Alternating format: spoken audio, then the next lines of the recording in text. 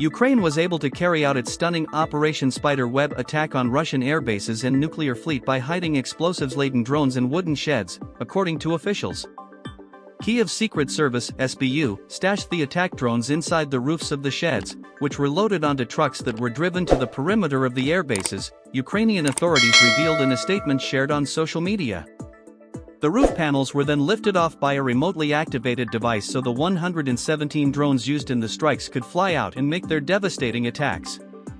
At the right moment, the roofs of the houses were remotely opened, and the drones flew to hit Russian bombers, a security source told AP.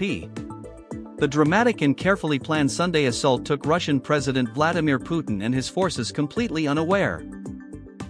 Some 34% of Russia's Tu-95 bomber fleet, equipped to carry nuclear payloads, was reportedly wiped out in the raids on 5 airbases across the country, the SBU said on Sunday. A total of 41 Russian warplanes were hit in the strikes, causing an eye-watering $7 billion in damage, Ukrainian officials said. The attack, which involved strikes on bases some 4,000 miles from the Ukrainian border, has already been branded Russia's Pearl Harbor by gloomy pro-Moscow military bloggers. Ukrainian President Volodymyr Zelensky praised the absolutely brilliant outcome of his country's longest-range operation to date, writing on the messaging app Telegram. The operation, of which the White House was reportedly not given prior warning, took more than a year and a half to prepare, Zelensky said. 5 bases in 5 different regions of Russia were attacked, including the Amur region in the far east of the country, Irkutsk in Siberia, Murmansk in the Arctic Circle, and Ryazan and Ivanovo close to Moscow, the Russian Defense Ministry said Sunday.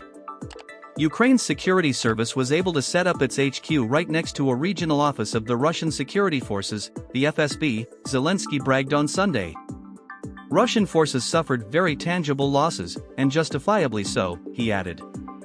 All of the Ukrainian operatives who took part were smuggled back out of Russia on the eve of the operation, he said. That contrasted with claims made by the Russia's defense ministry that Russian forces had detained some of the individuals involved in the attacks. Sunday's attacks came just one day before Monday's scheduled peace talks in Turkey. Russian and Ukrainian officials are meeting in Istanbul today for urgent talks, the second round to be held in a little over 2 weeks. Ukrainian negotiators have demanded a 30-day ceasefire, a prisoner swap, and the repatriation of Ukrainian children kidnapped and taken into Russia, Reuters reports.